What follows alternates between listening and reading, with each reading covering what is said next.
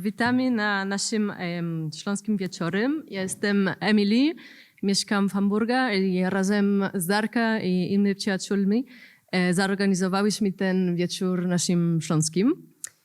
Jestem bardzo szczęśliwa, że jesteście tutaj. I chciałabym powiedzieć, że ten wieczór to jest druga część serii czytań, które odbyły się również z udziałem autorów Zbigniew Rokita i Dariusz Zalega w sierpniu w Hamburgu. Ta wydarzenia została sfinansowana przez niemiecki rząd kulturowy, die Beauftragte des Bundesministerium für Kultur und Medien, i odbywa się w ramach 50-lecia Towarzystwa Niemieckiego Polskiego w Hamburgu. Chciałabym bardzo podziękować osobom, dzięki którym ten wieczór był możliwy. To jest Przemek Sołtysyk, Michał Banko, i Bartolomej Sołtysyk i Dariusz Zalega. Bardzo dziękuję. Ten wieczór to jest część czytania. Będziemy słuchać fragmenty autorów Zbigniew Rokita, Peter Fuglewicz i Piotr Fuglewicz i Peter Długosz. Potem będzie krótką przerwa, 5 minut, i potem będzie film naszym The Last Oliver the Crane po hiszpańsku z napisami po polsku. Teraz możesz zaprezentować autorów. To znaczy tak, szanowni państwo, tutaj dobrze, Peter Długosz, jeszcze książkę żadnej nie napisał. To jest, będziemy czytać Wiatr z wschodu Szoltisa. Natomiast chciałem też powiedzieć, że sama Emily to jest, no to taka nasza tutaj dobra druszyczka, i myślę, że tu jeszcze nie raz będziemy współpracować na polu takim polsko-śląsko-niemieckim i odwrotnie. Ponieważ myślę, że to jest taki czas, że z jednej strony mamy oczywiście modę na tą śląskość. Już wiemy wszyscy, że to nie tylko śląskość, to nie tylko krupnioki, które są bardzo dobre swoją drogą, ale się nie zawiera w nich ta śląskość, a mi to nie przeszkadzało. A z drugiej strony fajnie robić takie wydarzenia, które są takie dość jednak nietypowe, a jednak przyznacie państwo, że czytanie fragmentów książek na głos jest u nas dość nietypowe. Ja byłem zachwycony w Hamburgu, gdy się okazało, jak to się tam fajnie przyjęło, więc mam nadzieję, że ta tradycja się jakoś u nas przyjmie. Natomiast zaczniemy od fragmentów książki Kajś, gdzie Barbara Lubos, ta znana pani z teatru, znana z wielu spektakli, która w dodatku łączy się tutaj w swojej pracy artystycznej z autorem książki, czyli ze Zbyszkiem Rokitą, ponieważ występuje i w jego Nika, i w jego Weltmeistrach, i Barbara zaprezentuje fragmenty Kajś w języku śląskim, ale żeby ktoś potem nie miał trudno, żeby wiedział, o co chodzi, to potem te same fragmenty zostaną zaprezentowane w języku polskim przez samego autora, czyli przez Zbyszka Rokitę, który poprzez swoje peregrinacje po gdzieś tam Krakowach, to jest gdzieś tam na wschodzie ponoć, a jeszcze dalej na wschód jeździł, dalej niż Kraków tylko, żeby to było jasne, jednak zaczął znajdować drogę do Śląska. I to jest takie fajne, bo ta jego droga do Śląska, przez to, że jest taka powikłana, to pokazuje nam, że ten Śląsk jest jednak, no można inaczej odczytywać, tak? Bo żyjemy w czasach, kiedy mamy dużo takich napięć narodowościowych, nie? Że z jednej strony tu ja wielki Polak, nie? Tutaj wielki Niemiec, a tu richtig, ja jestem jedyny prawdziwy Ślązak, a on ma do tego inne podejście. Podejście takie obywatelskie, otwarte i szczerze mówiąc takie naprawdę ludzkie, bo prawdziwe. Bo tak jak nie ma wzoru Sèvres takiego pod kloszem Polaka, Niemca, tak samo nie ma Ślązaka tego wzoru. Więc to jest takie właśnie to, co pisze Zbyszek, to idzie w tą właśnie stronę i myślę, że to jest dobry znak dla takiego odrodzenia się śląskości, takiej właśnie otwartej, na poziomie. Także zapraszam Basiu, Zbyszku.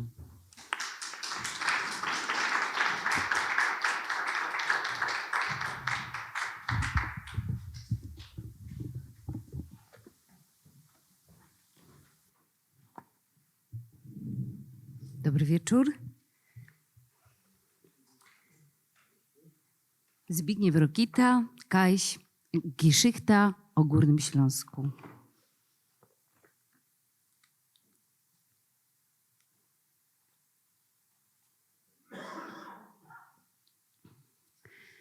Je południe i czerwono armio wkrocza do Richtersdorfu. Można to prawie teraz prastarzyk nerwowo się goli, co by nie drażnić wroga. Na wszystkich fotografiach wykonanych przed 1945 rokiem nosi wąsik a la Hitler.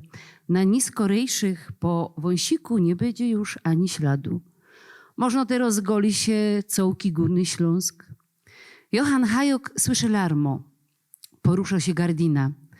Sowiecki wojok to do ziro otwiero w ta strona ogień, kula trafio we szyba. Sowiecki wojok musi się boć. W mieście sam i tam bronią się jeszcze niedobitki. Czerwono armiścijo wlatują do naszego domu. Johann je w szlaftubie na parterze, wyciepują go na plac. Panuje ostry mróz. Stawiają go pod ściana do rozstrzelania. W tym czasie Elizabeth przyjmuje poród u sąsiadów spod 17. Ktoś przylatuje i godo, że wojocy weszli do jej domu. Hebama we białym fortuchu leci bez skutą mrozem ziemia. Nie wiadomo, co się teraz dzieje. Eli, tak jak radził jej brat Alojs, krzyczy: sława Krasnej Armii, albo padło na kolana, albo ciepie się na wojoków. Albo jeśli jak leciała sam te 150 metrów, to obmyśliwała dalszy krok. Wiadomo, że na plac przy Passstrasse wchodzi Hauptmann Iwan Afanasiewicz Rudenko. Za bohaterską postawę i zabicie w czasie walk o Górny Śląsk do 350 niemieckich wrogów wnet sznaignie do stopnia majora. Wojna sprawi, że ruski wojok z oddalonej o 1000 kilometrów wioski u podnóżu Kaukazu stowo teraz naprzeciw górnośląskiego elektromontera i mo uzdać o jego losie. Moja wyforsztelowano historio familijno dzieli się na dwie części, przed i po. Między przed i po jest Hans, co czeka na śmierć. Hauptmann Rudenko postanawiał jednak, że Johann nie będzie rozstrzelany. Przeżywo koniec świata. Wojok armię Stalina ratuje życie wojokowi armię Hitlera. Rus Niemcowi, Iwan Johannowi. Noszą to samo miano. Po polsku ono brzmi Jan. I to sprawia, że scena jest symboliczna. Oba miana w obu społeczeństwach są pospolite i dzięki temu scena jest metaforyczna. Dzięki Rudence moi prastarzykowie w najgorszych dniach są dość bezpieczni, bo Rudenko postanawiał kwaterować w naszym domu. Na łąkach za ogrodzeniem od strony rzeczki Ostropki stawiają wielkie sowieckie wozidła. Wojocy dostawają parędziesiąt godzin na połcowienie się. Dzieje się wszystko. A najbliższe dni są najtragiczniejsze w historii tego miasta. To, co się wydarzyło, bardziej aniżeli działania wojenne, wspomina klęska żywiołowo, co się wobec niej jest bezsilny, co jej trzeba ślić z drogi, ogień, wysokowela, promieniowanie radioaktywne albo atak kosmitów. Wszelkie prawidła są zawieszone. W czasie poru dni zginie kole 1000 gliwiczanów, można nawet co 50 mieszkaniec wyludnionego miasta. W samym Szunwaldzie, skąd do Ostropy bez pola przywanderował kiedyś młody Józef Krautkachel, ginie 120 osób, w tym moi dalsi przyjaciela. Reszta uciekła, albo je wyciepnieją z Nowej Polski. 700-letnio szałwalsko kultura gaśnie sam w parędziesiąt godzin. Górny Śląsk jest pełny cierpienia i ofiar, i oprawców. Ale Górny Śląsk nie jest we swoim cierpieniu wyjątkowy. Cierpią Pomorze, Warmio, Mazury, Dolny Śląsk. Cierpią rzesze ludzi. Mój sędziwy sąsiad, nazwijmy go Fryderyk, pisze w ten czas na kartce z bloku szpotlawą cyrylicą Dom Polski i zawiesza na drzwiach komunikat dla potężnej Czerwonej Armii. Robi to na przykaz ujka, co prawie wrócił do domu ze wojny. Ujek nosił zły mundur, jak wszyscy w tym miejscu. Moje sąsiadki z domu koło nas najprzód przeczekują najgorszy czas, bez leżenia na dachu, a potem na szwol się szpecą, co by wyglądać na stare umy i nie wywoływać zainteresowania sąsiadów. Choć wojowcy gwałcić będą wszystkich i poralatki, stareczki, co stoją nad grobem. Kej pora lot ni skorzej po placach żynią, nikej skośnołokie dziecki, to żaden nie stawiał pytań. Rok 1921 podzielił moc Ślązoków. Ogrom cierpień roku 1945 ich do siebie zbliżył. Po paru dniach ślepy terror ustępuje placu terrorowi zorganizowanemu. Sowieci wykorzystują czas bezkrólewio, co panuje na zachodnim Górnym Śląsku. Już nie ma sam Niemiec i jeszcze nie ma Polski. Poczynają na industrialną skalę szaber, co będzie trwało jeszcze długo po przybiciu polskich władz. Ziemie odzyskane są odzyskane dla nich, nie dla Polski. Stawiają się jej koloniom i reparacjom wojennym. Grupy ekspertów hauzyrują po pałacach i muzeach w poszukiwaniu dzieł sztuki. Są ogołocane niemieckie fabryki, huty, gruby, młyny, bahnhofy, wszelkie zakłady, a wybitny gliwicki pisarz Horst Bieniek demontuje fabryka drutu, co w niej jeszcze niedawno swoim śpiewnym majstrowi na nerwach grała nastoletnio Elzy. To w przekładzie wspaniałym Grzesia Kulika. Ja tylko pozwolę sobie powiedzieć parę słów. Znaczy, organizacyjnie, choć nie jestem organizatorem, nie wiem, jak Państwu pomóc, bo przecież nie będziecie stać. Tu są jeszcze jakieś miejsca. Podejdźcie sobie gdzieś tutaj. No. Znaczy, to jest w ogóle, nie wiem, dla mnie coś fenomenalnego, że w piątek wieczór tyle osób przychodzi, zbieramy się i mamy ochotę słuchać, co nawzajem piszemy o Śląsku. I też ja strasznie w ogóle, gdzie ty jesteś, dziękuję ci, że zorganizowałaś coś takiego wszystkim, którzy to zorganizowali. I to jest dla mnie niesamowita sytuacja, jeżeli padło na końcu nazwisko Horsta Binka. To sobie myślę właśnie, że ja jako osoba, która nie zna czeskiego, niemieckiego, ledwo zna śląski, że dzięki, nie będę wymieniał nazwisk, chociaż tu najważniejsze osoby są na sali, że dzięki wam ja w ogóle mam dostęp do całości śląskiej literatury rozumianej szerzej niż aglomeracja, czy województwo śląskie, czy Górny Śląsk leżący w Polsce.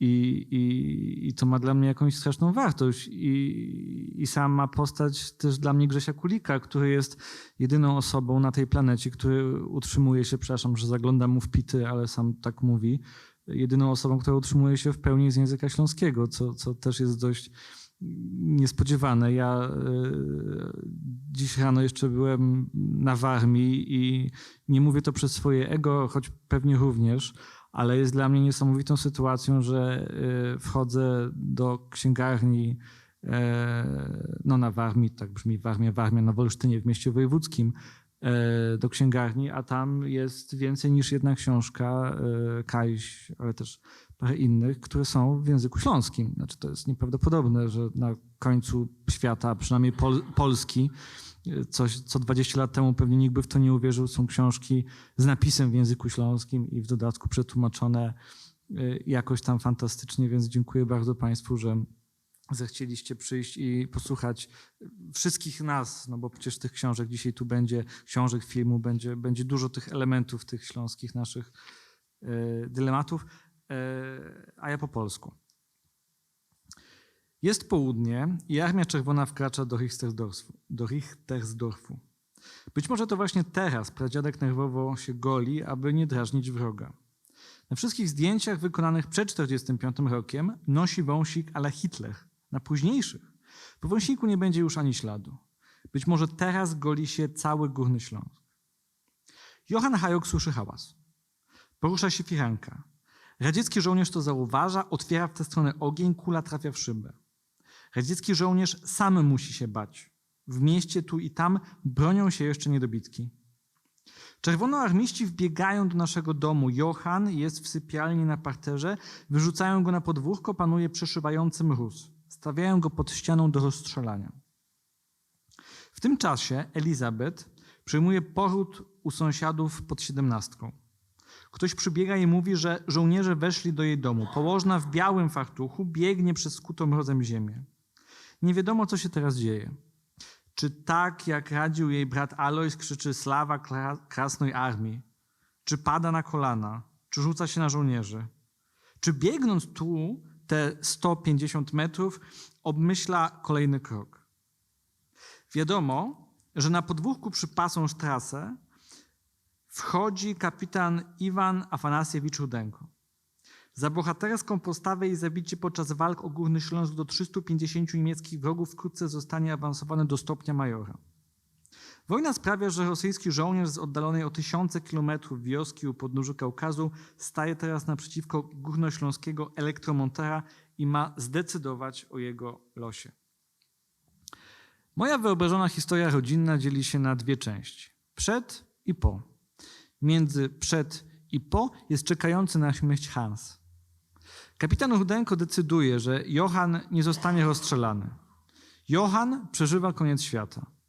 Żołnierz armii Stalina ratuje życie żołnierzowi armii Hitlera. Rosjanin Niemcowi. Iwan Johannowi. Noszą to samo imię. Po polsku brzmi ono Jan i to sprawia, że scena jest symboliczna. Oba imiona w obu społeczeństwach są pospolite i dzięki temu scena jest metaforyczna. Dzięki Rudence moi pradziadkowie w najgorszych dniach są w miarę bezpieczni, gdyż Rudenko postanawia kwaterować w naszym domu. Na łąkach za płotem od strony rzeczki Ostropki zatrzymują się wielkie sowieckie pojazdy. A najbliższe dni są być może najtragiczniejszymi w historii tego miasta. Żołnierze dostają kilkadziesiąt godzin na wyżycie się. Dzieje się wszystko. To, co się wydarza bardziej niż działania wojenne, przypomina klęskę żywiołową, wobec której jest się bezsilnym, której trzeba zejść z drogi. Pożar, wysoką falę, promieniowanie radioaktywne albo atak kosmitów. Wszelkie reguły są zawieszone.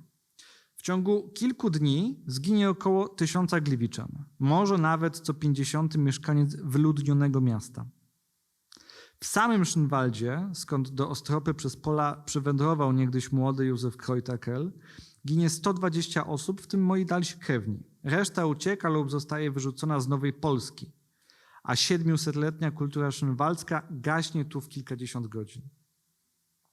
Górny Śląsk pełen jest cierpienia i ofiar, i oprawców. Ale Górny Śląsk nie jest w swoim cierpieniu wyjątkowy. Cierpią Pomorze, Warmia, Mazury, Dolny Śląsk, cierpią rzesze ludzi. Mój sędziwy sąsiad, nazwijmy go Fryderyk, pisze wówczas na kartce z bloku rysunkowego niezdarną cyrylicą Dom Polski i zawiesza na drzwiach komunikat dla potężnej Armii Czerwonej. Robi to na polecenie wujka, który właśnie wrócił do domu z wojny. Wujek nosił zły mundur, jak wszyscy w tym miejscu. Moje sąsiadki z domu obok najpierw przeczekują najgorszy czas leżąc na dachu, a potem umyślnie się szpecą, żeby wyglądać na stare omy i nie wzbudzać zainteresowania sołdatów. Choć żołdacy gwałcić będą wszystkich, i kilkulatki, i stojące nad grobem staruszki. Gdy kilka lat później po placach ganiają czasem skośnookie dzieci, nikt nie zadaje pytań. Rok 1921 podzielił wielu Ślązaków. Ogrom cierpień roku 1945 ich do siebie zbliża. Po kilku dniach ślepy terror ustępuje miejsca terrorowi zorganizowanemu. Sowieci wykorzystują panujący na zachodnim Górnym Śląsku czas bezkrólewia, gdy już nie ma tu Niemiec i jeszcze nie ma Polski. Rozpoczynają na skalę przemysłową szaber, który będzie trwał jeszcze długo po przybyciu polskich władz. Ziemie odzyskane są odzyskane dla nich, nie dla Polski. Stają się ich kolonią i reparacją wojenną.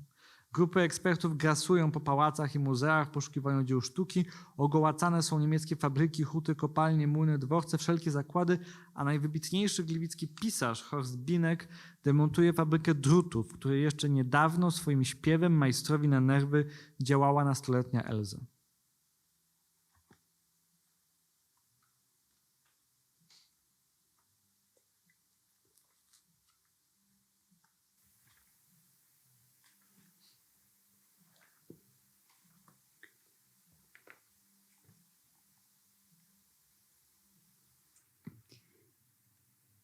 Od katowickiej Sendlerowej jadę do Pszczyny. Tam czekają na mnie mój kamrat Wojciech Śmieja, reporter i profesor literatury, jak też jego 10-letni syn Michał. Ze Wojtkiem znamy się dobre pora lot. To bard górnośląskich hołd. Moc opowiadał mi o nich pora tydni wcześniej, kajże go nawiedził. Lekko wylękany, bo prawie w tym czasie media ostrzegają, i że po ziemi pszczyńskiej grasuje puma, co uciekła z czeskiego ogrodu zoologicznego. Mariusz, mój kamrat z pobliskiego miasteczka, wysyłał mi słowniczek z faktu, co tu plikuje, jak go dać do czeskiego drapieżcy. Pekna Kocicka wraca do Czeskiej Republiki. Nigdy nie zajmowały mnie za fest hołdy. No, ja kupa syfu nawiezionego z okolicznych grup i zakładów. Ale Wojtek godał o nich z takim uczuciem. Jedne są piękne jak Szarlota w Rudyłtowach. Inkrze, piekielne jak ta w Czerwionce. Najbardziej momrot hołdy w rejonie rybnickim. Są stożkowe, wulkaniczne. Tam byśmy mogli pojechać, godał tedy. I namawiał mnie na rajza po hołdach. Ucieszył się i oświadczył, że weźmie jeszcze syna, bo chce go zarazić swoim spodobaniem. A teraz pora dni od tamtej gotki jadymy do Rudyłtowów, oboczyć matka górnośląskich hołd, Szarlota. Odwracam się do rezolutnego Michałka, siedzącego na zadnim siedzeniu Wojtkowej terynówki. Michał, a co to są te hołdy? To są usypane góry. Michał na początku nic nie polał się do Ausflagu. O nie, to ostatni ciepły weekend jesieni. Wolał do kamratów. Jedzie, bo tatulek mu obiecał, i że te góry będą dymić, jak wulkany. Hołda to ogromne cmentarzysko roztomajtych apflagów i dziadostwa. Przez 100 lat we warszawskim słowniku języka polskiego było zdefiniowano tak: kupa kamieni pustych i ziem płonnych, ze kopalni wydobytych i w pobliżu szybu leżących. Hołda Szarlota je bez 200 lat staro. Dzisiaj ma 407 metrów nad poziomem morza. To mniej więcej tyle, co piramida Cheopsa. Hołdy to genau takie nasze górnośląskie piramidy i zikuraty. Jest ich sam bez 100. Szarlota od podstawy jest 134 metry wysoko. Gdyby leżała na Białorusi, to by prześcigła góra Dzierżyńsko i była najwyższą szpicą tego nizinnego kraju. Rudyłtowsko-hołda by była dachem od Białorusi. Dojeżdżamy do Rudyłtów i Mont Szarlota. Widzimy ja, góruje się nad landszaftem. W tym momencie nawigacja robi się bezużyteczną. Nie ma do niej oficjalnego dojazdu. Dociera się tam jakimś hebzim, łączkami, gojkami, ale my nie znamy drogi, też się smykamy, pakujemy się w dalsze wertepy, ślepe dukty, szczyrkowe ścieżki, aż żadne z nich nie wiedzą do celu. Krążymy po wiosce, pytamy miejscowych, pokazują palcem tam, siam, jadymy, wracamy, to w koło, hołda to znika nam z oczów, to zaś się ukazuje. Sytuacja z pogranicza jawy i śniku, coraz bardziej wątpimy, eli ona istnieje. Po tratuarze idzie hop ze wózkiem na ajza albo węgiel. Pytamy, on wie, pokazuje. Można są ciuło jakiś grosz na hołdzie. Od wielu pokoleń istnieje kultura hołdziorzów, co im hołda nie przyzwolo zginąć. We pogrubowych łostatkach i oddane na wieczyste składowanie szczyrk, gruz, skały, ale też wągiel albo insze skarby. Tukej twą od pokoleń fiber wąglo, hołdy są naszym klundike. Kazimierz Kuc opisywał kiedyś w Powrotach Hanysa, jak przy kręceniu jednego z filmów we świętochłowickich Lipinach statystów zebrał w plemieniu. To były lumpy, co mieszkały w norach wykopanych w hołdach. Zgotowali się tam małe osiedle, hołda ich grzoła, żywiła, a oni pili się spokojnie dynaturat zwany tam SS, likier. Pasożytowali na hołdzie, nie oni jedni. Tadeusz Kijonka prawił do niej we swoim wierszu: tyś co dnia ściernisko kopalnych pokłosów, głodnych śmietniku święty. To tak samo ważny element górnośląskiej erbizny, jak Gruba Guido albo Nikiszowiec. Tela.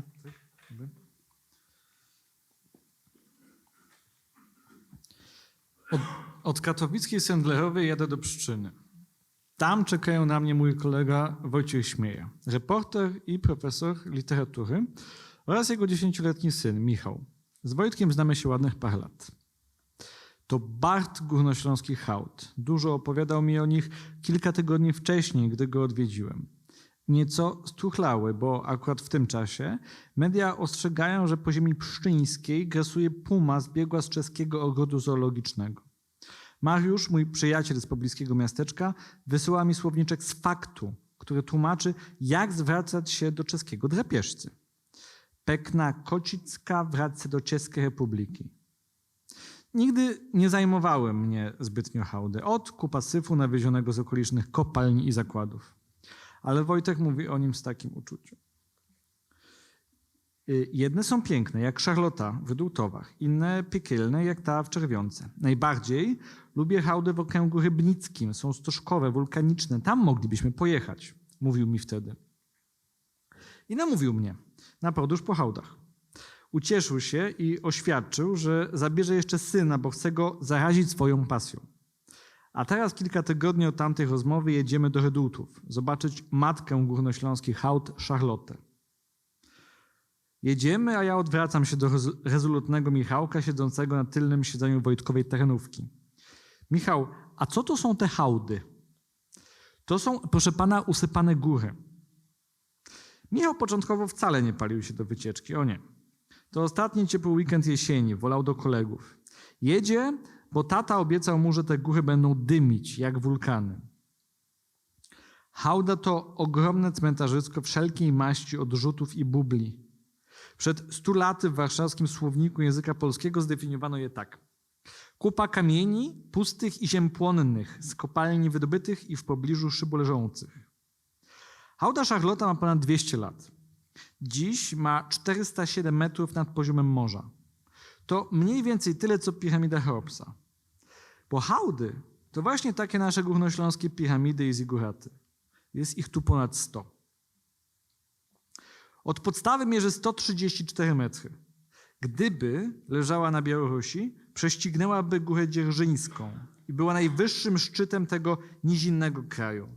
Redutowska hałda byłaby dachem Białorusi. Dojeżdżamy do Redutów i jest Mount Charlotta. Widzimy ją, góruje nad krajobrazem. W tym momencie nawigacja staje się bezużyteczna, nie ma do niej oficjalnego dojazdu, dociera się tam jakimiś chaszczami, łączkami, zagajniczkami, ale my nie znamy drogi. Więc kluczymy, pakujemy się w kolejne wertepy, ślepe dukty, żwirówki, ale żadne z nich nie prowadzą do celu. Krążymy po wiosce, pytamy miejscowych, pokazują palcem tam, sam, jedziemy, wracamy tak w kółko. Hałda to znika nam z oczu, to znów się pojawia. Sytuacja z pogranicza jawy i snu, coraz bardziej wątpimy, czy ona w ogóle istnieje. Po chodniku idzie mężczyzna z wózkiem na złom czy węgiel. Pytamy, on wie, pokazuje. Może sam ciuła jakiś grosz na hałdzie. Od wielu pokoleń istnieje kultura hałdziarzy, którym hałda nie pozwala zginąć. W pokopalnianych resztkach jest oddane na wieczyste składowanie żużel, gruz, skały, ale też węgiel czy inne skarby. Tutaj trwa od pokoleń gorączka węgla. Hałdy są naszym Klondike. Kazimierz Kuc opowiadał kiedyś w Powrotach Hanysa, jak kręcąc jeden z filmów w świętochłowickich Lipinach, statystów zebrał w plemieniu.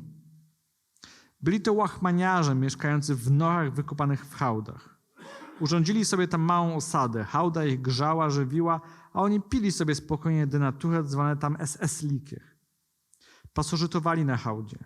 Nie oni jedni. Tadeusz Kijonka zwracał się do niej w swoim wierszu. Tyś co dnia ściernisko kopalnianych pokłosów, głodnych śmietniku święty. To równie ważny element dziedzictwa górnośląskiego jak kopalnia Guido czy Nikiszowiec, ale nie wszyscy to czują. Dla wielu to hasiok śmietnik. Tymczasem hałda żywiła i truła zarazę, mówi Wojtek. A, tu już nie czytałeś. No to dokończę tylko to takie. Są 3 fazy życia hałdy i relacje człowieka z nią. Usypywanie, potem kohabitacja, gdy dzieci się na niej bawią, ludzie z niej żyją i wreszcie zamieranie, gdy resztki węgla się kończą. Wtedy zaczyna być widziana jako zagrożenie. Od narodzin przez życie aż po śmierć. To cykl życia hałdy. Inhalowanie trucizną i utrzymywanie się z nią. W ten sposób staje się ona nośną metaforą Górnego Śląska. Dziękujemy bardzo.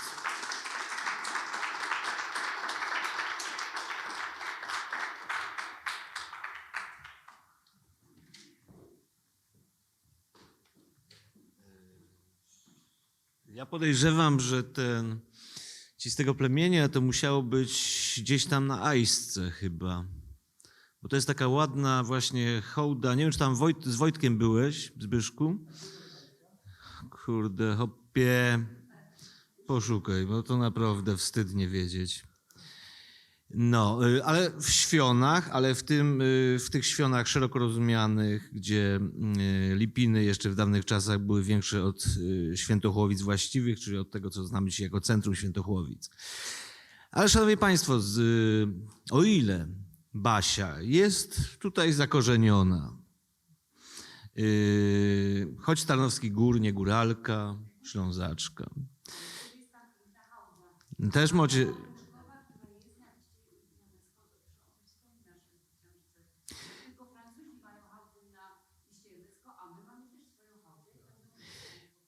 No właśnie. I widzicie, w ten sposób kultura się z turystyką będzie przeplatać i bardzo dobrze, ponieważ kolejnym naszym gościem, który będzie czytał swoją historię, którą sam napisał, sam wysznupał w tych różnych tam internetach czy innych archiwach, będzie Piotr Fuglewicz. Piotr Fuglewicz, informatyk,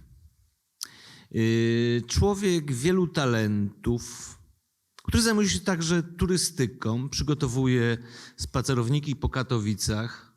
Boże, on potrafi, słuchajcie, po jednej ulicy zrobić spacerownik, nie? I to ma tam 100 czy 200 stron. To jest taki, no, całe Katowice 700 stron. Kto to przeczyta? Dobra, nie ma sprawy.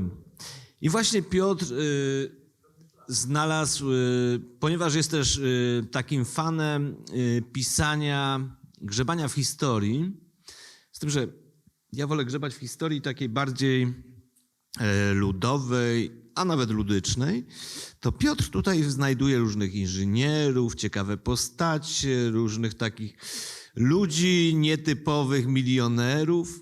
I właśnie tej historii, tych wyszukanych, nietypowych Ślązaków, chociaż czy Ślązaków, bo oni tu się na przykład tylko przewinęli, przez kilka lat mieszkali. Ale nie będziemy tu dzielić włosa na czworo, nie jesteśmy w szkole scholastyki. I takim właśnie ludziom poświęcona jest książka Piotra Fuglewicza Cokoły przechodnie. Piotrze, zapraszam cię tutaj.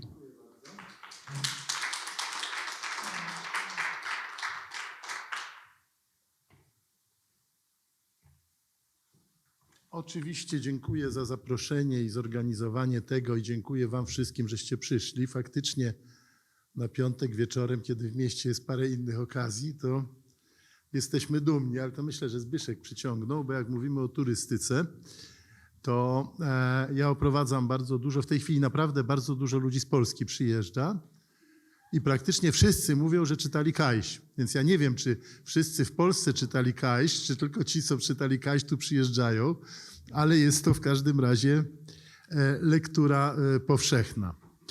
Natomiast ta książka, którą Darek wskazał, a ja napisałem, to jest książka w sumie o pamięci, to znaczy to jest książka o ludziach bardzo szybko zapomnianych, w dodatku niesłusznie zapomnianych, a ja przeczytam rozdział, który jest jeszcze bardziej skomplikowany, bo to jest książka o człowieku niewłaściwie zapamiętanym oraz o historii, która się nie wydarzyła, a stała się mitem takim dość ważnym, mitem śląskim.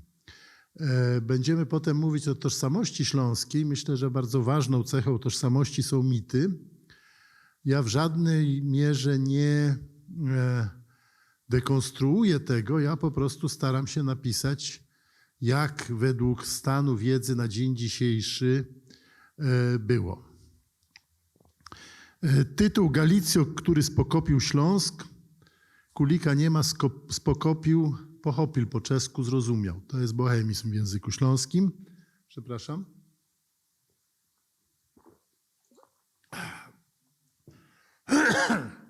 Trochę mam gardło zajęte.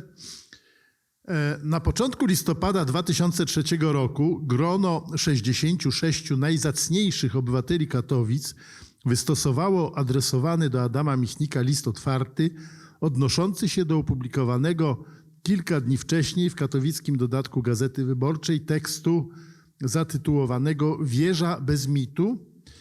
Omówiony w nim został nieznany wcześniej raport generała Ferdynanda Neulinga, dowódcy niemieckiej 239 Dywizji, która we wrześniu 1939 roku wkroczyła do Katowic.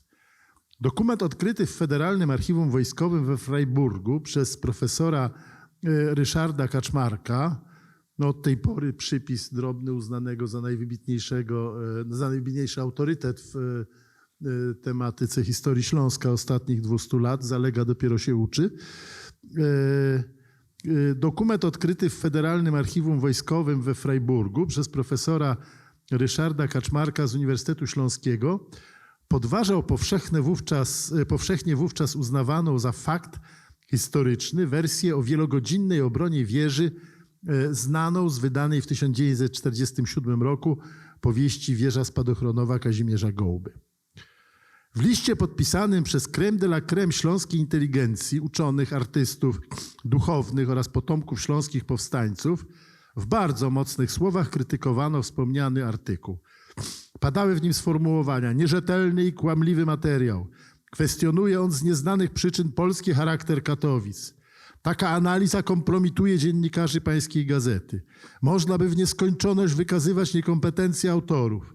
Prosimy, aby takie kłamliwe i nierzetelne teksty o Śląsku nie ukazywały się. Pismo w jeszcze ostrzejszym tonie, żądające wręcz ukarania autora, do redakcji Gazety Wyborczej skierował zarząd oddziału Światowego Związku Żołnierzy Armii Krajowej w Katowicach. Z raportu Neulinga wynika, że wraz ze sztabem zatrzymał się na wzgórzu na wprost Parku Kościuszki, dziś w tym miejscu wznosi się biurowiec firmy Introl, aby obserwować marsz swoich oddziałów. W kierunku miejsca postoju sztabu padły strzały z wieży spadochronowej w Parku Kościuszki. Znowu krótki przypis. Ta wieża, która jest teraz, to nie jest ta wieża, to jest nowa wieża. Oryginalna była wyższa, a drzewa w tym czasie były niższe, więc pole strzału z tego wzgórza przy Introlu było bardzo otwarte. To już jest też, przepraszam, że tymi przypisami, ale staram się być precyzyjny, a nie wszystko trzeba było napisać. W odpowiedzi Niemcy otworzyli ogień z działa przeciwpancernego, a wieża po kilku wystrzałach zamilkła. Po krótkotrwałych walkach stoczonych na terenie parku około godziny 11 przed południem Niemcy przełamali opór obrońców i wkroczyli do miasta. Neuling relacjonował, że w trakcie zajmowania Katowic jego dywizja nie poniosła żadnych strat, choć jej oddziały kilka razy dostawały się pod polski ostrzał, między innymi z dachu domu powstańca przy ulicy Matejki oraz z okolic dworca kolejowego. Historycy ustalili, że łącznie z ofiarami późniejszych egzekucji we wrześniu 1939 roku w Katowicach zginęło około 150 obrońców miasta. Według Gołby obrona wieży trwała kilkanaście godzin, a harcerze zadali Niemcom bolesne straty, zestrzeliwując m.in. niemiecki samolot. Opór miał złamać dopiero ostrzał ciężkiej artylerii. Ciała zabitych i rannych obrońców miano zrzucać z platformy z wysokości kilkudziesięciu metrów. Opis heroicznej obrony wieży został sporządzony na podstawie relacji mieszkańców Katowic, które Gołba zebrał za pośrednictwem katolickiego tygodnika Gość Niedzielny. W maju 1922 roku wnikliwy badacz dziejów Katowic Tomasz Borówka wykazał, że podobną sytuację opisał prawie rok przed ankietą Gołby, też w Gościu Niedzielnym, z 1 września 1945, Kilian Bytomski, dziennikarz pracujący przed II wojną światową w redakcji dziennika Polonia. Jaki tekst Bytomskiego mógł mieć wpływy na odpowiedzi na ankietę Gołby, dziś nie dojdziemy. Kazimierz Gołba urodził się w Rzeszowie 28 stycznia 1904 roku. Był synem prawnika, galicyjskiego urzędnika przenoszonego za służbą państwową z miejsca na miejsce. Jak sam podkreślał, ukształtował go jednak Kraków, w którym ukończył gimnazjum Świętego Jacka i studiował na Wydziale Filozofii Uniwersytetu Jagiellońskiego, gdzie w 1927 roku obronił doktorat. Wykształcenie uzupełniał w Wiedniu, Paryżu, Genewie, Wenecji i Florencji. Od wczesnej młodości czuł silny pociąg do pióra. Już jako gimnazjalista pisywał sążniste dramaty historyczne. W czasie studiów publikował różne teksty na łamach Głosu Narodu, Gościa Krakowskiego, Gońca Akademickiego oraz dodatku do ilustrowanego Kuriera Codziennego, Kuriera Literacko-Naukowego. W 1923 roku zamieszkał w Katowicach przy ulicy Świętego Pawła 9, to przez ulicę. Wybrał Śląsk, bo fascynowała go ta nowa polska dzielnica i chciał działać na rzecz integracji z Polską, co czynił zresztą już wcześniej w okresie plebiscytowym. W 1926 roku zdał egzamin dla kandydatów na nauczycieli szkół średnich i uzyskał nominację Kuratorium Śląskiego Okręgu Szkolnego na nauczyciela historii i nauki obywatelskiej. Już od października 1923 do października 1934 nauczał w 23. Komunalnym Gimnazjum Koedukacyjnym w Roździeniu. 27 października 1934 roku został przeniesiony do Publicznej Szkoły Powszechnej nr 15 w Katowicach. Po przyłączeniu Śląska do Polski sprowadzano tutaj gros urzędników i nauczycieli z Wielkopolski i Małopolski. Przyczynę stanowił brak wystarczających kadr na miejscu. Wielu Niemców, mimo obowiązywania polsko-niemieckiej konwencji górnośląskiej z 15 maja 1922 roku wjechało do Niemiec, a rodzimej śląskiej inteligencji nie wystarczyło do objęcia licznych funkcji urzędniczych i szkolnych. O ile w przypadku Wielkopolski nie było większych problemów z aklimatyzacją w nowym środowisku, o tyle z Małopolski przyjeżdżali czasem ludzie o niezbyt wysokich kwalifikacjach. W rezultacie miejscowi bez specjalnej sympatii patrzyli na przybyszów, którzy traktowali ich z pańska i w prostacki sposób próbowali przywrócić na ojczyzny łono, lekceważąc lokalną wrażliwość. Gołba odczuwał tę niechęć i w jednym z pierwszych napisanych na Śląsku wierszy tak ją skomentował. A skąd ta rzesza, co za nimi tłumnie na słowo Polska wężym jadem pryska? I tym, co z braci naszej są, od ku mnie du fremde ryczy. Gorol, spojrzę na nich z bliska. Toć Niemcy, którym polskie zostały nazwiska. Jego sytuacja była tym bardziej złożona, że sympatyzował z politycznym obozem Wojciecha Korfantego, największego z wzajemnością wroga wojewody śląskiego Michała Grażyńskiego, który osobiście sprawował nadzór nad szkolnictwem w województwie. Źródła tej sympatii przybliżyliśmy w poprzednim rozdziale. Gołba tak wspominał tę sytuację. Rzuciłem się w wir pracy pedagogicznej i społecznej. Stykałem się z ludem śląskim codziennie, ale okoliczność, że należałem do kategorii przybyszów zwanych na Śląsku gorolami, utrudniała mi długo jeszcze poznanie śląskiej duszy.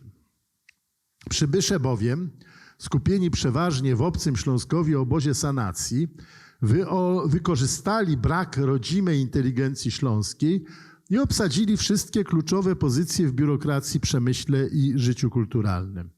Dla Ślązaków, traktowanych bez mała jak bydło robocze, byli oni rodzajem polskiej okupacji. To jest cytat z 1932 roku. Jak widać, w odróżnieniu od wielu przybyszów, Gołba wykazał się wrażliwością na Śląsk i z powagą podszedł do swojej szczerze i głęboko wyznawanej misji zbliżenia Śląska do Polski, dając wyraz należytej uważności wobec lokalnego sposobu życia i pojmowania świata. Z czasem zmienił też diametralnie zdanie na temat przyczyn nieufności miejscowych wobec przybyszów. Ksiądz Emil Szramek w kluczowym dla zrozumienia tamtych czasów dziele Śląsk jako problem socjologiczny, wydanym w Katowicach w roku 1934, pisał: zderzenie z twardą rzeczywistością wywołało także na polskiej stronie niejedno rozczarowanie. Snuto smętne refleksje na temat, czego się Ślązacy spodziewali i czego się doczekali, i zaczęto mówić o okupacji Górnego Śląska przez Małopolan, przeciwko którym powstał nawet osobny Związek Obrony Górnoślązaków. W swojej pracy Gołba oddawał się bez reszty. Wygłaszał odczyty, komentował wydarzenia, stał się swojego rodzaju enfant terrible środowiska nauczycielskiego, konfliktując się zarówno z sanacyjnymi władzami, jak i z samą zbiorowością. Jego ideą był Śląsk jako równa innym część Polski ze Ślązakami, pełnoprawnymi obywatelami. A tymczasem obserwował niemal paradoksalne zachowania sanacyjnej administracji. Nadal tworzył. W 1934 roku skandal wywołała jego wystawiona na deskach katowickiego teatru sztuka Rekruci, krytyka niekompetencji i poziomu moralnego ówczesnych nauczycieli. W trzymanym przez sanację twardą ręką w województwie śląskim spektakl został zdjęty z afisza po 3 przedstawieniach. Przepraszam. A wobec Gołby wszczęto dochodzenie wyjaśniające. Notabene sztuka była na tyle dobra, że z powodzeniem grano ją ponad 30 razy w wystawiającym współczesne sztuki polskie o tematyce społecznej w warszawskim Teatrze Komedia w sezonie 1935-36. Gołba aktywnie zaangażował się także w kształtowanie środowiska literackiego na Śląsku. Od 1929 roku należał do Koła Literatów na Śląsku, a potem do Związku Artystyczno-Literackiego. 3 października 1932 roku został przyjęty do Związku Zawodowego Literatów Polskich. Po publikacji w 1938 roku powieści Młodzieżowcy, dyrektor szkoły, w której Gołba pracował, skierował do Wydziału Oświecenia Publicznego skargę, w której nazwał pisarza i poetę degeneratem oraz chorym psychopatą, chcącym zniszczyć polską szkołę. Zapewne ku zadowoleniu władz szkolnych stan zdrowia Gołby pogorszył się na tyle, że został on przeniesiony w stan spoczynku, co tak skomentował w swoich wspomnieniach. Byłem już wówczas całkowicie odseparowany duchowo od przybyszów Goroli, którzy nie znaleźli właściwego podejścia do Ślązaków, a wyzwoliwszy się z zależności służbowej od ówczesnych władz szkolnych, opowiedziałem się jawnie za obozem Korfantego w najcięższym dla niego okresie. Gdy wybuchła wojna, Gołba mimo świadomości zagrożenia był ważnym działaczem na rzecz polskości Śląska i mógł spodziewać się miejsca na niemieckich listach proskrypcyjnych. Postanowił zostać w Katowicach. Inny małopolski przybysz, komendant główny Związku Harcerstwa Polskiego, pułkownik wojewoda Grażyński, opuścił miasto już 2 września drogą na Zaryszczyki, poleciwszy harcerzom obronę Katowic.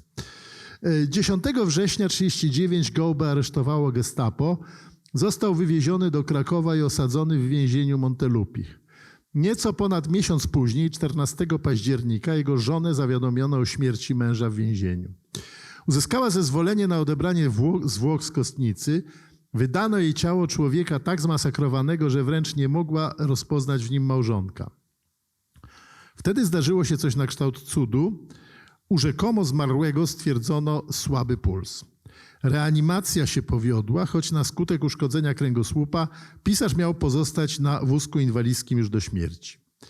Przez całą wojnę ukrywał się pod cudzym nazwiskiem, mieszkał w Sosnowcu i mimo kalectwa brał udział w tajnym nauczaniu. W 1945 roku powrócił do Katowic i zamieszkał przy ulicy Szafranka 1. Poświęcił się twórczości publicystycznej i teatralnej. Publikował teksty na łamach Dziennika Zachodniego, Odry i Gościa Niedzielnego. W latach 46-47 był kierownikiem literackim w Teatrze Miejskim imienia Juliusza Słowackiego w Opolu, a następnie w Teatrze Miejskim w Sosnowcu. Pisał też głównie dla sceny utwory poświęcone historii Śląska i związanych z nim postaci historycznych. Wrażliwy na śląskie sprawy, wspominał w swojej autobiografii o ranach, które Ślązakom zadawane były nie tylko przez okupanta, lecz także przez nową falę przybyszów, którzy przyszli tu jako nieubłagani sędziowie polskości, do czego akurat nie mieli ani kwalifikacji, ani prawa. Faktycznie po wojnie ogromna fala migrantów wewnętrznych i zewnętrznych, którzy sami wiele wycierpieli, szukała pomsty na Ślązakach, nie rozumiejąc całej złożoności miejscowej sytuacji. Przybysze z zewnątrz znów nauczali Ślązaków, jak powinni żyć na swojej ziemi. Był też Gołba świadkiem tragedii górnośląskiej, prześladowań i wywózki ponad 50 000 Ślązaków do pracy w nieludzkich warunkach w kopalniach ZSSR, a także przetrzymywania wielu tysięcy w obozach koncentracyjnych zarządzanych przez polskie władze. Temat ten oficjalnie nie istniał aż do przemiany politycznej w latach 90., a i dziś bywa niechętnie podejmowany przez niektórych polskich historyków XX wieku. Dopiero w ostatnim ćwierćwieczu te przemilczane przez lata wydarzenia urastają do rangi kardynalnego śląskiego mitu. Mitu, który niezależnie od opóźnienia wymaga przepracowania. W 1946 Gołda zaczął zbierać materiały do historii wydarzeń wojennych w Katowicach. Uważał, że tak przed wojną, jak i po niej Ślązacy byli i są traktowani niesprawiedliwie i mimo deklaracji o odwiecznej polskości tych ziem do końca się ich za Polaków nie uważa. Na łamach Odry, ważnego wówczas miesięcznika śląskich opinii, tak skomentował wrześniową reiteradę sanacyjnych władz. Ucieczka znacznego procentu przybyszów, którzy na Śląsku zajmowali najlepsze posady, wywarła na rdzennej ludzkości śląskiej, uważanej za ludność drugiej klasy, znaczne rozgoryczenie, podsycane skwapliwie przez agentów niemieckich i radio wrocławskie. Ślązacy zrozumieli, że w krytycznym momencie znów mogą zostać sami, jak byli dotąd zawsze. W Gościu Niedzielnym opublikował Gołda artykuł pod znamiennym tytułem o honor Katowic, a w nim rodzaj ankiety odnoszącej się do różnych aspektów wydarzeń z początków wojny, jak były widziane oczami Katowicza. Jego zamysł stanowiła obrona Ślązaków przed niesprawiedliwymi oskarżeniami o bierność, czy wręcz sprzyjanie wkraczającym Niemcom. Był z wykształcenia historykiem, miał więc warsztat wystarczający do napisania rozprawy naukowej. Wydał jednak w 1947 roku książkę beletrystyczną o wydarzeniach z 4 września w Parku Kościuszki ze znamiennym podtytułem Opowiadanie z 1939 roku, który w kolejnych wydaniach został zmieniony na Harcerze Śląscy we wrześniu 1939. Świadomie napisał ją ku pokrzepieniu śląskich serc oraz w celu obrony Ślązaków przed zbyt surową, jego zdaniem, oceną przybyszów.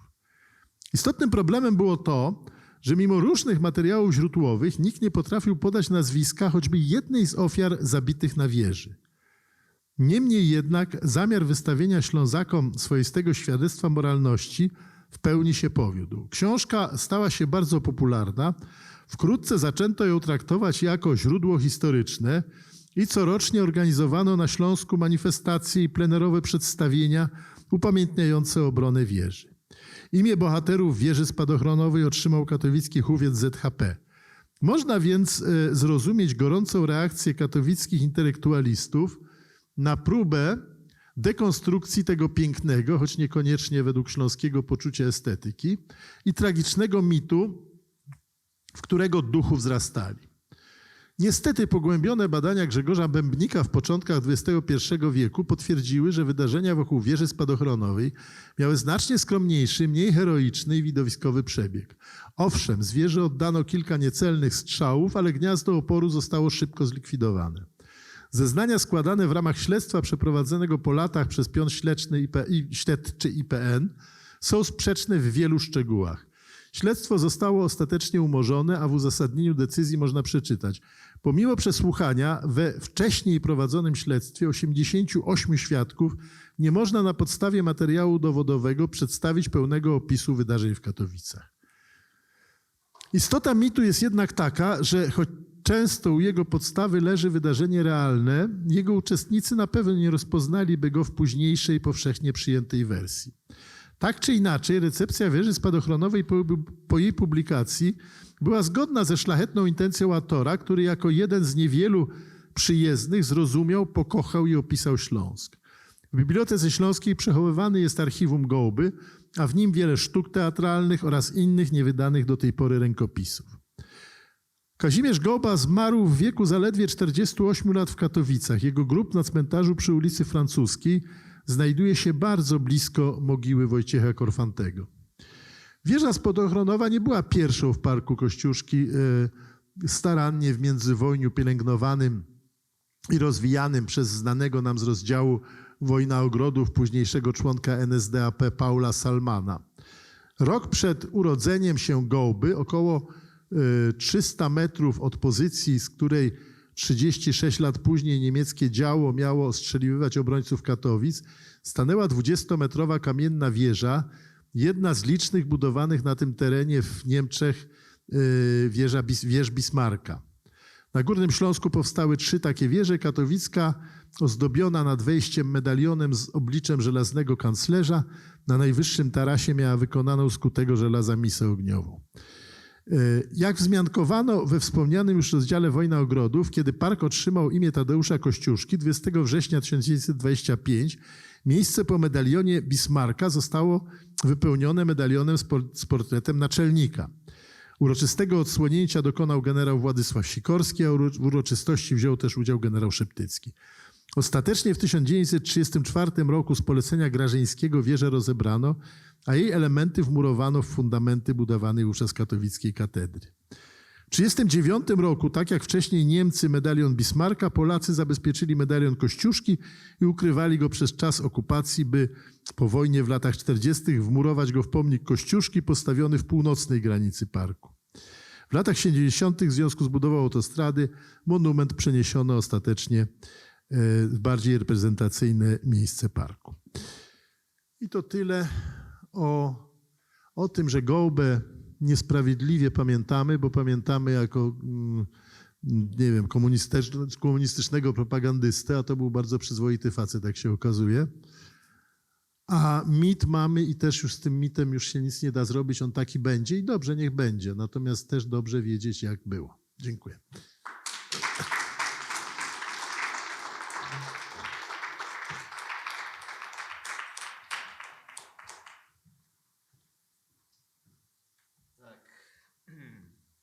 Mitów mamy wiele na Śląsku i myślę, że jest wiele mitów, które są tak stricte polskie, to tak stworzone przez Gołbę. Są te mity też niemieckie, a to co Perlik pisał o tym górnośląskim robotniku, który jest najlepszym żołnierzem i robotnikiem w ogóle. I mamy też mity zapewne czysto śląskie. I do takich czysto śląskich można by właściwie odwoływać się jako do mitów mających pewne podstawy właśnie w książce Augusta Scholtisa, którą teraz będziemy prezentować, która jest o tyle bliska, że tak powiem, mojemu sercu, ponieważ Wiatr od wschodu jest to śląska opowieść sowizdżalska. Ja w ogóle uwielbiam gawędy. I myślę, że gawędy to jest rzeczywiście coś takiego, forma opowieści z jednej strony luźnej, ciekawej, a z drugiej strony zawierającej jednak sporo treści. I to jest właśnie sztuka przekazywania pewnych treści w tej formie lekkiej, przyjemnej i nawet uroczej albo i tragicznej. I tak jest Scholtis. I teraz mamy taki trochę będzie eksperyment, bo będzie eksperyment trójjęzyczny, choć będą krótsze rozdziały, od razu mówię, no żeby się zmieścić jakoś czasowo. Więc myślę, że zrobimy tak, że Emily przeczyta dwa krótkie rozdziały po niemiecku. Jak już będziemy tak właśnie europejsko, no to tak idziemy w tym kierunku. Peter Długosz, którego książki są, polecam do zakupienia tutaj. Właśnie, jak go przedstawić? Były pankowiec. Dobra, no i Rokeza nie masz, ja też nie jestem byłym, masz rację. Nie można z tego wyjść. W każdym razie człowiek, który dla odrodzenia takiej współczesnej kultury, pamięci o kulturze śląskiej, przez fakt prowadzenia choćby wydawnictwa Silesia Progress, przez jego użeranie się o to, żeby cokolwiek tam wydać, walka o pieniądze, to jestem pełen szacunku, plus prowadzenie portalu Wachtyż i właśnie Piotr, o ładnie Piotr też, nie? Piotr Długosz, takie starośląskie nazwisko, przedstawi nam, no właśnie, przedstawi nam postać samego Scholtisa, tylko teraz nie wiem, Emilii, jak pierwsze, po niemiecku, po śląsku? Dobrze. Także na początku w takim razie, przepraszam, jeszcze jedno techniczne pytanie. Obydwa razem czytamy, czy na zmianę? Bo są krótkie. Proponuję razem. Dobrze. Przeczytamy dwa krótkie rozdziałiki. Będzie jeden właśnie po śląsku. Z tym, że wcześniej, tak jak mówię, prezentacja autorstwa Petera. Potem ja sprowadzę to do języka polskiego. No, da się. A potem Emilii po niemiecku. Peter, zapraszam.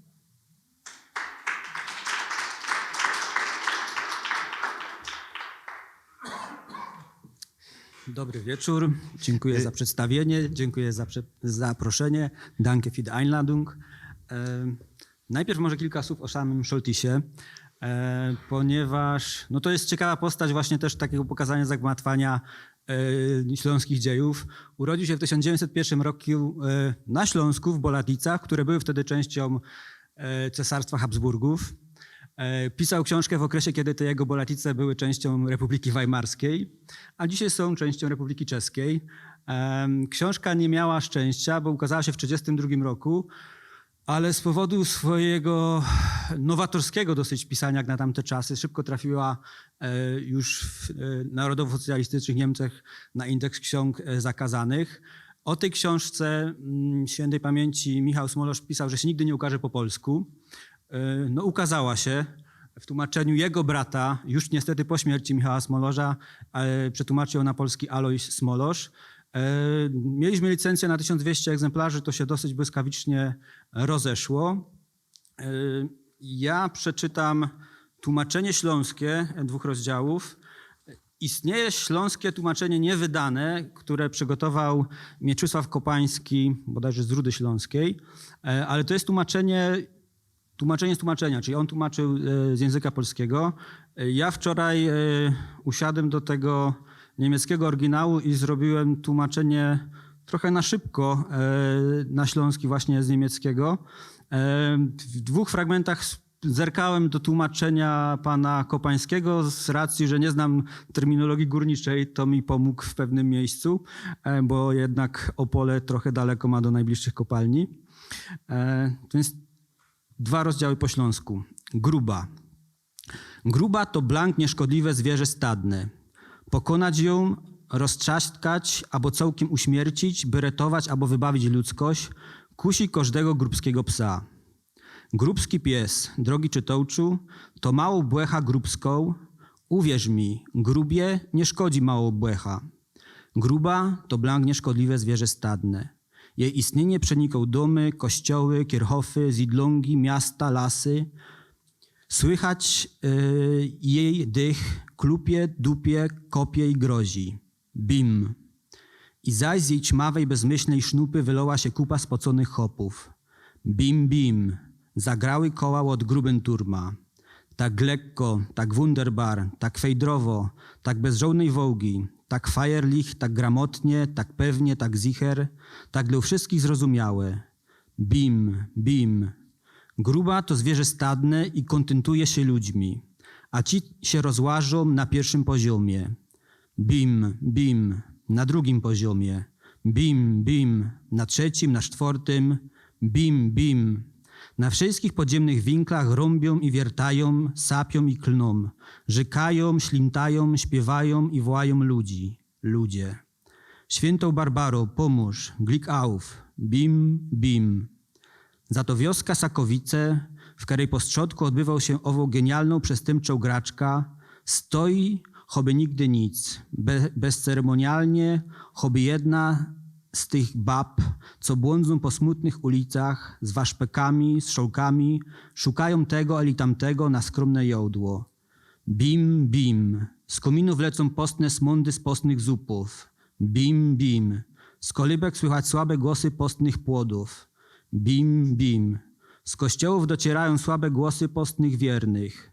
Bim, bim, ze szynków wydobywają się charkliwe głosy wykamanych pijołków.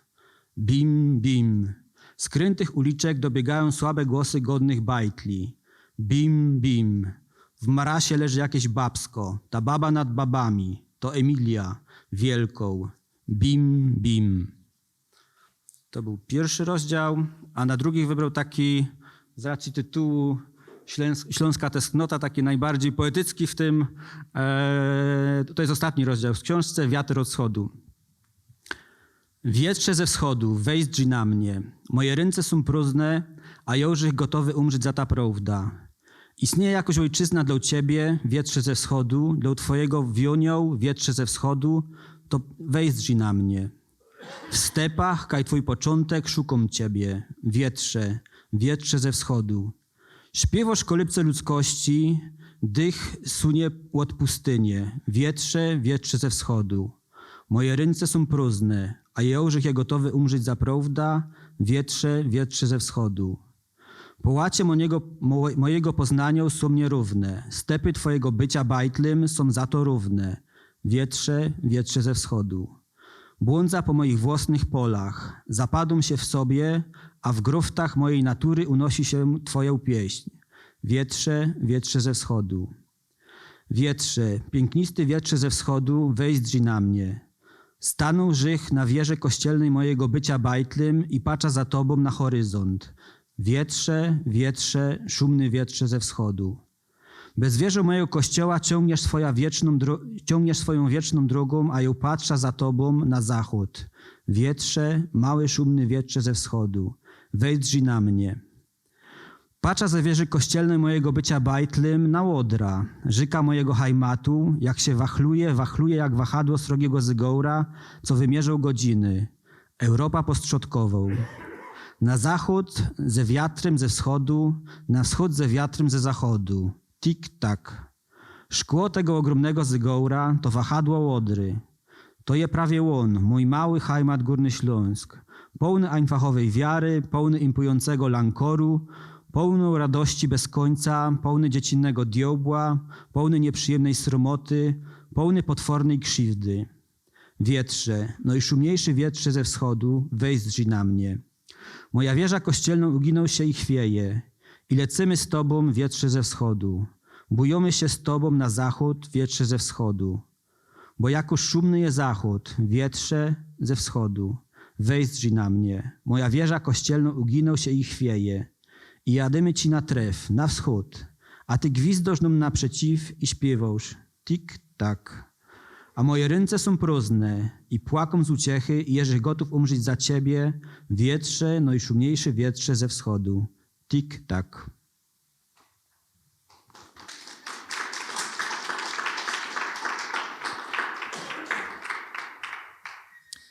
Kopalnia to zwierzę stadne, całkiem nieszkodliwe. Pokonać ją, rozbić, albo całkiem uśmiercić, by ratować, albo wybawiać ludzkość, kusi każdego kopalnianego psa.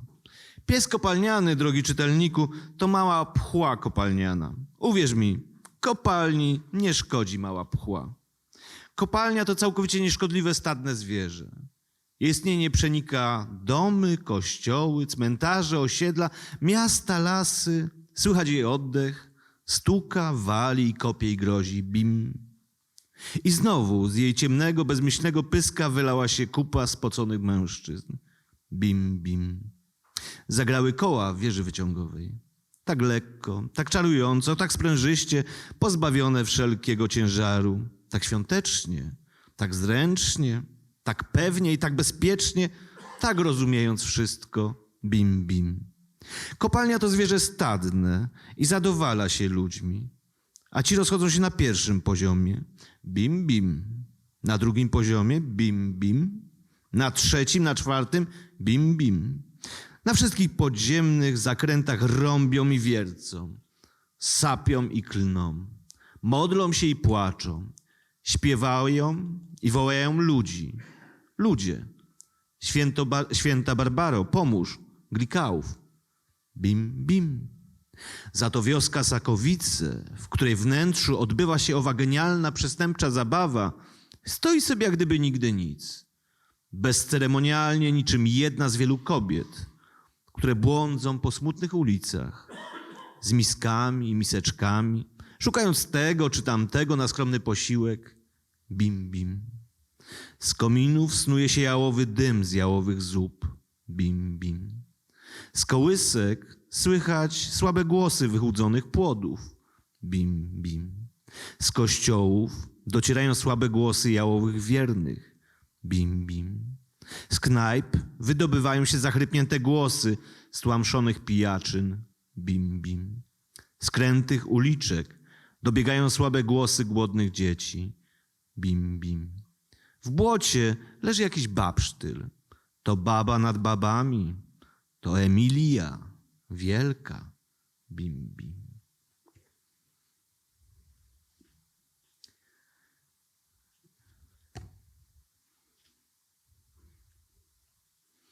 Wschodni wiatr.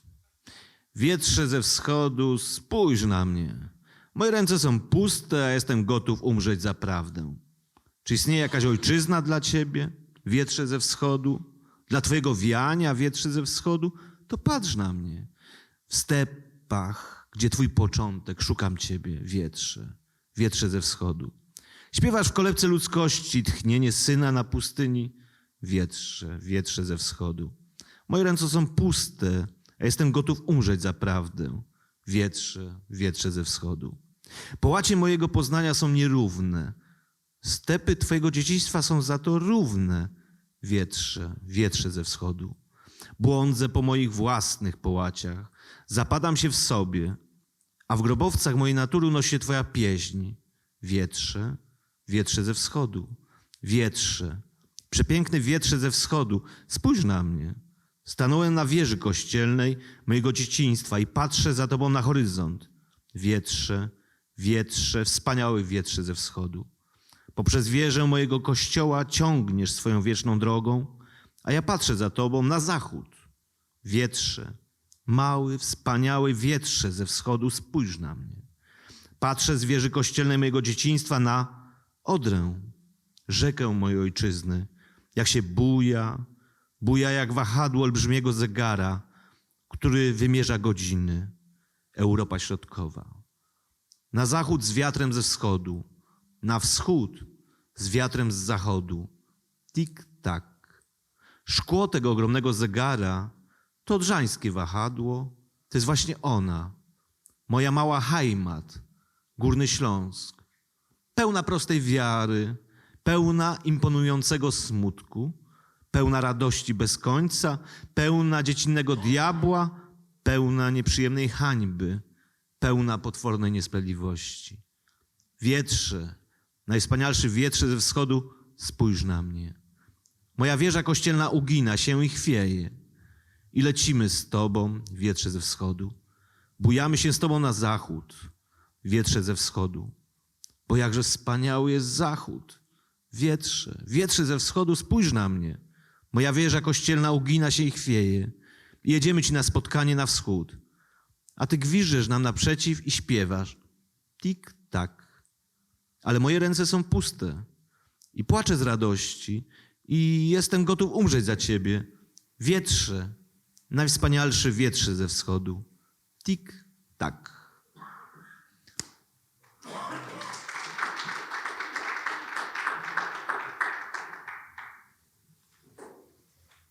Będę czytać tylko ostatni fragment. Ostwind. Wind aus dem Osten, schau mich an. Meine Hände sind leer und ich bereit zu sterben um die Wahrheit. Gibt es ein Vaterland für dich, Wind aus dem Osten? Für dein Wehen, Wind aus dem Osten? Dann schau mich. In den Steppen deines Ursprungs suche ich dich, Wind, Wind aus dem Osten. In der Wiege der Menschheit singst du, Hauch eines Wüstensohnes, Wind, Wind aus dem Osten. Meine Hände sind leer und ich bereit zu sterben um die Wahrheit, Wind, Wind aus dem Osten. Die Flächen meiner Erkenntnis sind Rauch, die Steppen deiner Kindheit aber sind eben Wind, Wind aus dem Osten. Ich irre auf meinen eigenen Flächen, versinke in mir und in den Grüften meiner Natur weht dein Gesang, Wind, Wind aus dem Osten. Wind, herrlicher Wind aus dem Osten, schau mich an. Auf dem Kirchturm meiner Kindheit bin ich stehen geblieben und schaue nach dir im Horizont. Wind, Wind, herrlicher Wind aus dem Osten. Durch meinen Kirchturm ziehst du deinen ewigen Weg und ich schaue dir nach gen Westen. Wind, kleiner herrlicher Wind aus dem Osten, schau mich an. Ich sehe vom Kirchturm meiner Kindheit die Oder, den Fluss meiner Heimat, wie er schwingt, gleich dem Pendel einer Riesenuhr, die die Zeiten schlägt. Mitteleuropa.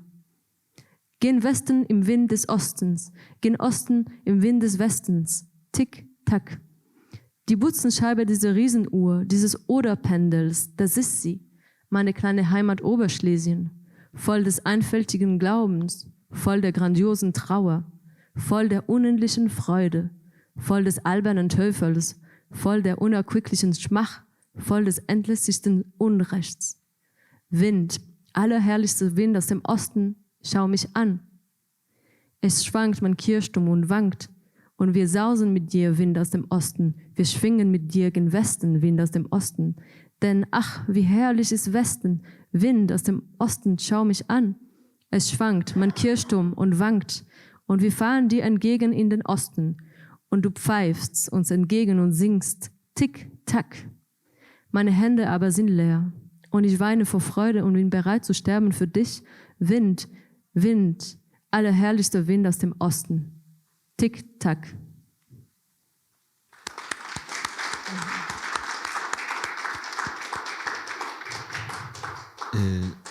Szanowni Państwo, ja tak sobie zawsze myślę, że na początku weszliśmy w klimat literatury, jakby to powiedzieć, współczesnej mimo wszystko. Teraz sięgamy trochę do przeszłości. Ja myślę, że w tych takich katalogach śląskich książek nieznanych, niedocenionych, które są zapomniane często, miały jedno wydanie, albo są uznawane przez jedną albo drugą stronę za zbyt tą, zbyt tamtą. No, Szolty zajmuje jedną z czołowych pozycji. Ja wciąż marzę o tym, że ukaże się choćby, jak znajdą się, kto jest właścicielem praw autorskich, książka Hansa Marchwicy Moja młodość, która ukazała się tylko raz w 1952 roku, ale ponieważ za mało na tych 600 stronach było o walce odwiecznej narodowej na Górnym Śląsku, to też ukazała się tylko raz w czasach stalinowskich. Tak samo tylko jedno wydanie miała książka Karla Okońskiego z Karabinem na bakier, którą bardzo gorąco polecam, bo to jest połączenie Remarka ze Szwejkiem. a Okoński nie był wprawdzie rdzennym Ślązakiem, ale tu się, że tak powiem, ukorzenił w Rudach Raciborskich. I tak samo by można było powiedzieć o nieślązaczce, o zupełnie chyba zapomnianej książce Zdrada Heńka Kubisza, o książce pani Krachelskiej, która pisana w latach 30., pisana z pozycji propolskich. Ona była inspektorką pracy między innymi. Pisane z pozycji propolskich, ale właśnie takiej, kurde, ja by to powiedzieć, tego, że jak to nie wypaliło, nie? I dlaczego to nie wypaliło. Z takich książek to jeszcze można polecić, ale to z takich naukowych, My i oni na Polskim Śląsku, Kopcia, który jest też z polskiego punktu widzenia napisane o tym zderzeniu kultury śląskiej, tej części kultury śląskiej, propolskiej, z tą realną Polską, którą dostali. Ale to są tematy na kolejne spotkania. Będziemy wkrótce zapraszać na film właśnie Emilii. Przed filmem będzie 10 minut przerwy. Natomiast Emilii, gdybyś ty powiedziała parę słów o tym, o czym jest ten film? Godzinny film dokumentalny. To jest film o poszukaniu korzeniu kobiety z Chile i to nie jest w końcu dokumentalny, to jest współdokumentalny, współfabularny film, który skręciłyśmy 3 lata temu w Katowicach, ale nie tylko, też na Mazurii, trochę w Warszawie, ale większa część jest tutaj na Śląsk. I to jest taka medytacja o tożsamości i o migracji od perspektywy 2 kobiety z Chile. To będzie po hiszpańsku większa część, ale też trochę po niemiecku i trochę po francusku. I Napisy po polsku. napisy po polsku dokładnie. I zapraszamy. A powiedz mi jeszcze, czekaj, a dlaczego to kręciłyście na Śląsku? Kobiety z Chile? Nie, bardzo mi się podoba ta koncepcja, ale dlaczego akurat na Śląsku? Bo udało się, że ona poszuka rodziny na Mazurii, w Olsztynie, Allenstein. Ale to będzie się to zobaczyć w filmie, ale to jest fałszywy Olsztyn, no. Dobrze, I to nie Chile będziemy, na Śląsk. nie spoilerujmy. Okej, to nie spoilerujemy. Słuchajcie, 10 minut przerwy i po tych 10 minutach zapraszamy na film i zapraszamy do pracy w kuluarach. Póki co. Dziękuję.